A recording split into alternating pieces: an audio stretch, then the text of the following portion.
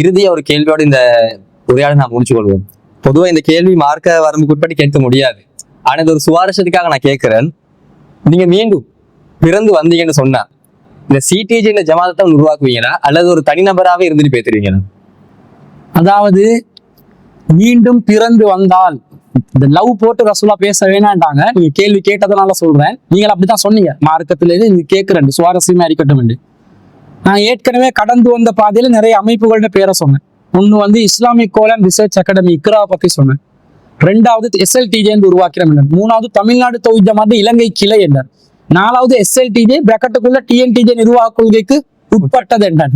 அஞ்சாவது CTJ. ஏற்கனவே வந்ததுலயே பல டிசைன்ல தான் வந்திக்குது, ஒரு டிசைன் இல்ல, பல டிசைன்ல வந்திக்குது. இதுல இருந்து என்ன விளங்குதுன்னா, பேருக்கு முக்கியத்துவம் கிடையாது, இல்ல ஸ்ட்ரக்சருக்கு முக்கியத்துவம் கிடையாது. எது முக்கியத்துவம்னா கொள்கைக்கு தான் முக்கியத்துவம். கொள்கை பிரச்சாரம் பண்ணணும், மார்க்கத்தை நிலைநாட்டணும். பல்யகு அன்னி வலவாய, என்னை பத்தி ஒரு செய்தியானால எத்தி வைங்க. அல்லாஹ் தாலா தூதர்களுக்கும் கட்டளைன்றது, தூதர்களே உங்களுக்கு இறைவனிடமிருந்து அருளப்பட்டதை எத்தி வைங்க. அந்த எத்தி வைத்தல் என்ற அந்த தப்லீக் இருக்குது, தப்லீக், இந்த எத்தி வைத்தலை தான் நாங்க செய்யணும். இந்த SLTJ உச்சகட்டத்தில் இருந்த நேரம் கிட்டத்தட்ட 2014-15 ஆண்டு. அந்த நேரத்துல எல்லாம் ரொம்ப உச்சகட்டம் எந்த அளவுக்கு என்றா, SLTJ என்றாலே எல்லா அமைப்புகளுக்கும் ஒரு விதமான ஒரு பேரை கேட்டாலே அதிர்ற ஒரு நிலைமை ஒன்று இருந்துச்சு, கலக்கம் ஒன்று இருந்துச்சு, இல்லாம இல்லை.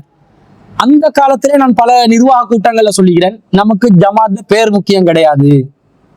நாங்க இந்த ஜமாத்து பேரே இல்லாம சக்கல புஜான் கொட்டக்கலிசான் தௌஹீத் ஜமாத் என்று வந்தாலும், இதே வார்த்தையை சொல்லிக்கிறேன் பல இடங்கள்ல, சக்கல புஜான் கொட்டக்கலிசான் தௌஹீத் ஜமாத் என்று வந்தாலும் இந்த கொள்கையில் நாங்கள் பயணிப்போம். பேர் முக்கியம் இல்லை. ஆனா ஜமாத்தா செயல்படுவீங்களா தனிநபரா செயல்படுவீங்கன்னு கேட்குறீங்க தானே. அது தனிநபராக பெரிய காரியங்களை நிகழ்த்த இயலாது, அது சாத்தியம் இல்லை. இஸ்லாமும் அதை ஆதரிக்காது. நீங்க தொழுகையை கூட ஜமாத்தா சேர்ந்து தொழும் போது தான் 27 மடங்கு நன்மைண்டது. ஏன்னா அதுல ஒரு பலம் இருக்குது, அதுல ஒரு நன்மை அல்லாஹ் தாலா வச்சிருக்கிறோம். தனியா இருந்து நாங்க சாதிக்கிறது ஒரு வரம்புக்குள்ள போயிடும். இன்னைக்கு நிறைய தனிப்பட்டு சில சகோதரர்கள் பிரிஞ்சு போனாலும் அவனோட நிலையை பாருங்க. ஒரு வீடியோ கேமராக்கு முன்னாடி, போனுக்கு முன்னாடி வருவாங்க, பேசுவாங்க, அதோட போயிடுவாங்க. இந்த சோசியல் மீடியாக்களை நம்பி, இந்த எலக்ட்ரானிக் மீடியாக்களை நம்பி செய்யற தாவா இருக்குதே, இது இந்த காலத்துல தேவை. டிஜிட்டல் மீடியா தாவான்றது மிக மிக அவசியமானது. ஆனா அதை தங்கி நாங்க தாவா செஞ்சோம்னு வைங்க, ஒரு நொடி பொழுது போதும் இந்த எல்லா டெக்னாலஜியும் அழிஞ்சு நாசமா போறதுக்கு. உதாரணமா சொல்ல, நீங்க ஹார்ட் டிஸ்க்ல பயான் சேவ் பண்ணி வைக்கிறீங்க, 10 TB ஹார்ட் டிஸ்க்ல ஒரு அங்குலம் கீழே விழுந்துச்சுன்னு வைங்க, ஒரு ஜான் அளவுல உயரத்துல இருந்து கீழே விழுந்துச்சுன்னு என்ன செய்யலாம், ரீட் பண்ண அது தொலைஞ்சு போயிடுது. டெக்னாலஜியோட நிலைமை இது. எது நிலைக்கும்டா, கலப்பணி செய்யறது இருக்குது, அதுதான் நிலைக்கும். உருவாக்கம் இருக்குது, ஒரு சமூகத்தை உருவாக்கணும், அடுத்த ஜெனரேஷனை உருவாக்கணும். அந்த உருவாக்கத்தை தான் நபிமார்கள் செஞ்சாங்க. எல்லா நபிமார்களையும் டெக்னாலஜியை வச்சு அதை செஞ்சாங்க. ரசூல் ஸல்லல்லாஹு அலைஹி வஸல்லம் காலத்துல கூட டெக்னாலஜி கிடையாது. இறுதி தூதரா ஒரு நபி அல்லாஹ் அனுப்புறான். உலக மக்களுக்கு பலாகுன் லின்னாஸ் என்றான், இது முழு மனித சமூகத்தை சென்றடையும். அந்த காலத்துல டெக்னாலஜி இருந்துச்சா? அல்லாஹ் என்ன எதிர்பார்க்கிறா? பிசிக்கலா போயிட்டு தாவா பண்ணுங்க. ரசூல்லா லட்சக்கணக்கான சஹாபாக்களை வச்சுதான் தாவா பண்றாங்க. ஹஜ்ஜத்துல் வதால மதீனால அடக்கம் செய்யப்பட்டவங்க ஒரு 10,000 பேர். மத்த லட்சத்துல மத்தாக்கள் எல்லா இடத்துலயும் உருவாக்கம், பிசிக்கலா போயிட்டு உருவாக்குறது இருக்குதே, அதுதான் ஒரு சமூகத்தை கட்டி எழுப்பும். எப்போ ஒரு சமூகத்தை நாங்க கட்டி எழுப்புறோமோ அவங்க என்ன செய்வாங்க, படிப்படியா அடுத்த ஜெனரேஷனை உருவாக்குவாங்க. இதுதான் அடிப்படை. இதுக்கு 4 பேர் தேவை. ஃபீல்ட் ஒர்க் பண்ண 4 பேர் தேவையா இல்லையா? மைக்குக்கு முன்னாடி, கேமராக்கு முன்னாடி இருக்கிறதுக்கு 4 பேர் தேவையில்லை. அதை வச்சாச்சு, ஒரு ஸ்டாண்டை வச்சாச்சு, பேசியாச்சு, உருவாக்காது. உருவாக்கம் எப்ப நடக்கும் என்றால், நீங்க களத்துக்குள்ள போகணும், ஊடு உருவணும், மக்களோடு மக்களா வாழணும், மக்கள் பிரச்சனைகளை விளங்கணும், அவங்க பிரச்சனைகளுக்கு நீங்க தீர்வு கொடுக்கணும். அவங்க பசி என்றாங்க, நீங்க தௌஹீத சொன்னா விளங்காது. பசிக்கு உணவளிக்கணும், அதான் இஸ்லாத்துல பசிக்கு உணவளிக்க, அது சிறந்த செயல் என்றது. அதுக்கு தீர்வு கொடுக்கணும், அப்பதான் அவன் யோசிப்பான். காது கொடுக்கறதுக்கு அவனுக்கு சக்தி இருக்கணுமே. அதெல்லாம் ஃபீல்ட் ஒர்க்ல தானே வரும். நீங்க கேமரா முன்னுக்கு பேசினா வருமா? ஃபீல்ட் ஒர்க் பண்ணும் போதுதான் உங்களுக்கு ஈமான் பலமாக நிற்கும். என்ன பிரச்சனை வந்தாலும் களத்தில் இறங்கணும் என்று நினைக்கும். இதுக்கு ஒரு 4 பேர் தேவை. அதான் ரசூலுல்லாஹ்வுடைய வழிகாட்டல். 4 பேர் இருங்க, 3 பேர் இருந்தாலே ஒருத்தர தலைவரை நியமிச்சு ஒரு பயணத்துல நீங்க அந்த தலைவர் சொல்றதை கேட்டுறாதாங்கன்றாங்க. எதுக்கு? பயணத்துக்காக. இந்த கட்டுக்கோப்பொண்ணை வச்சுக்கோங்க, 4 பேர் சேர்ந்து ஃபீல்டுக்குள்ள போங்க, எத்தி வைங்க, பிசிக்கலா போங்க.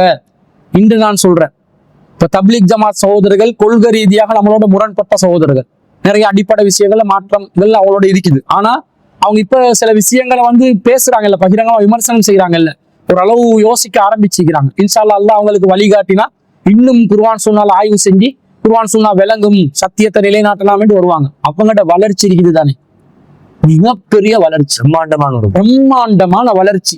என்னதான் இயக்கங்கள் மாறு தட்டி கொண்டாலும் நம்மளோட இத்தனை பேர் இருக்கிறாங்க, இத்தனை கிளை இருக்குது, இத்தனை உறுப்பினர்கள் இருக்கிறாங்க, அவங்க மெம்பர்ஷிப் கார்டு இல்லாத பல லட்சக்கணக்கான உறுப்பினர்களை உருவாக்கி வச்சுக்கிறாங்க, இன்னும் உருவாக்கி கொண்டிருக்கிறாங்க. எப்படி உருவாக்குறாங்க? பிசிக்கலா ஜமாத்துக்கு அனுப்புறாங்க. இந்த சிஸ்டம் மார்க்கத்துக்கு உட்பட்டதா இல்லையான்றது ரெண்டாவது. ஆனா கண்டிப்பாக அவங்க மக்களோடு மக்களா ஊடுருவி உருவாக்குறாங்க பாருங்க, அதுதான் அவனோட வளர்ச்சி ஏற்படுத்து. ஏன்னா அதுதான் அட்டாச் ஆகும், மனுஷ உள்ளங்களை இருக்கும். அதுக்கு ஒரு 4 பேர் தேவை. இப்படி 4 பேரோட சேரும்போது நல்லவன் 4 பேரும் சேருவான், கெட்டவன் 4 பேரும் சேருவான், நம்பிக்கை துரோகிகளும் சேருவாங்க. அதெல்லாம் என்ன பண்ண, எல்லா மனிதர் நபிமார்களே கொலை செய்யப்பட்டிருக்கிறாங்க. நபிமார்களை வந்து நிறைய பேர் என்ன செஞ்சுக்கிறாங்க, நிறைய சூழ்ச்சிகள் செஞ்சுக்கிறாங்க. நபிமார்களுக்கு எதிராகவே நண்பர்களா இருந்து சூழ்ச்சிகள் செஞ்சவங்களும் விரிஞ்சிக்கிறாங்க. இப்ப ரசூல்லாவோட குத்தாபுல் வகையில் ஒருத்தர் இருந்தாரு, அப்துல்லான்னு நினைக்கிற அவனோட பேரு. அவரு என்ன செஞ்சாரு, போய் சொன்னார், நான் தான் அவருக்கு எழுதவே தெரியாது, நான் தான் குர்ஆனை எழுதி கொடுப்பேன் என்றாரு. இப்படி காட்டி கொடுக்குறவங்க வரத்தான் செய்வாங்க. அதுக்காக வந்து இஸ்லாம் வந்து மிகைக்கும். அதுக்கு ஃபீல்டு ஒர்க் பண்றதுக்காக நாங்க நபர்கள்ட்ட குறைகளா வச்சு எங்கட பயணம், எங்கட இலக்கு இந்த மார்க்கத்தை நிலைநாட்டுறது, இந்த மார்க்கத்தை கொண்டு போயிட்டு சேர்க்கிறது, இதுக்காக பாடுபடுறது என்ற ஒரு தூய்மையான நோக்கத்தோட நாங்க போவோம் என்று சொன்னா எந்த எதிர்ப்பு வந்தாலும் அதை சந்திச்சுக்கொண்டு இன்ஷா அல்லாஹ் பயணத்தை கொண்டு போகலாம். நாங்க முஸ்லீம் அல்லாதவங்களோட சண்டை பிடிக்க போறது இல்லை. அவங்களுக்கு நல்லதை எடுத்து சொல்லி அவங்களோட வாழ்க்கை, மறுமை வாழ்க்கைக்குரியது என்னன்றது தான் காட்ட போறோம். அதுக்கு கண்டிப்பாக பேர் முக்கியம் இல்லை, ஆனா சட்ட ரீதியான தேவைக்கு பேர் வேணும். நீங்க யாரு, நாங்க முஸ்லீம்களா, முஸ்லீம் தமாய் மனுஷே நமக்கு இன்னும் சங்கீதான் என்றுவான். பேரை சொல்லும், நம்ம இப்படி பேரை சொல்லி நீ முஸ்லீம் தான், முஸ்லீம் யாரை போயிட்டு கேட்க, பொறுப்பு சொல்றதுக்கு யாருன்னு கேட்பானே. அதுக்கு ஒரு இயக்கத்துல பேர் தேவைப்படும். அந்த நேரத்துல ஈக்கிறதுல நல்ல பேர் சக்கல புஜான் கொட்ட கலிசானு அதை போட்டுக்கொள்வோம்.